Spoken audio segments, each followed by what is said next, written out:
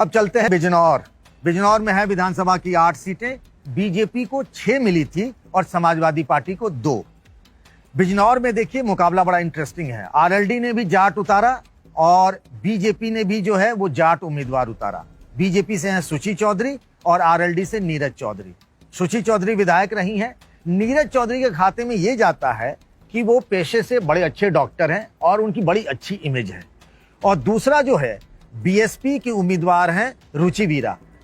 रुचि वीरा पहले समाजवादी पार्टी में थी, लेकिन यहां क्या है, कई बार क्या होता है ना कि बीएसपी जो है वो समाजवादी पार्टी के वोट काटता है और यहां बीएसपी की रुचि वीरा जो है वो बीजेपी के सुची चौधरी के वोट काट रही हैं। और इसीलिए आरएलडी, मैंने कहा ना 3 सीटें आरएलडी को जो मिली थी, एक सहारनपुर में और बिजनौर से 2, तो यहां आरएलडी की जीतने की गुंजाइश अधिक है। यहां 1,35,000 मुस्लिम हैं।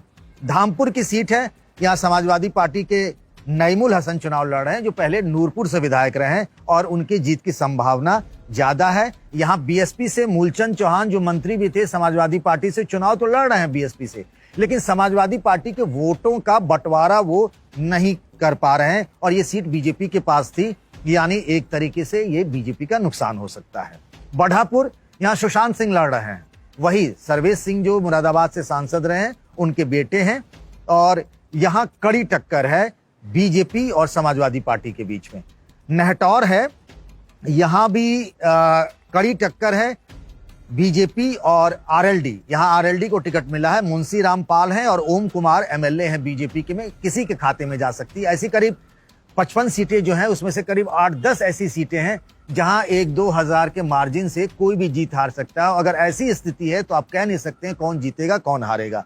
चांदपुर में भी मुसलमान 1.5 लाख हैं और यहां से कमलेश सैनी बीजेपी एमएलए हैं, स्वामी ओमवेश समाजवादी पार्टी से हैं, जाट हैं और कहा जा रहा है कि वो जीत सकते हैं। नजीबाबाद में तस्लीम अहमद है समाजवादी पार्टी के एमएलए, यहाँ मुसलमान 1,65,000 के आसपास हैं।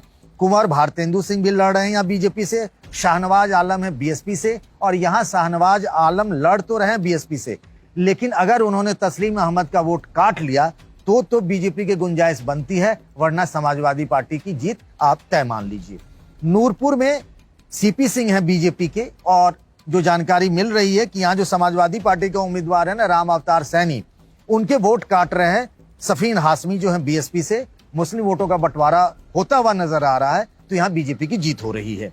नगीना मनोज पारस है, पुराने नेता हैं समाजवादी पार्टी के, मंत्री भी रहे हैं और यहाँ बीएसपी से आए हुए डॉक्टर यशवंत जो पहले सांसद भी रहे हैं, उन्हें दिया गया है, लेकिन नगीना से समाजवादी पार्टी की जीत की गुंजाइश बन सकती है।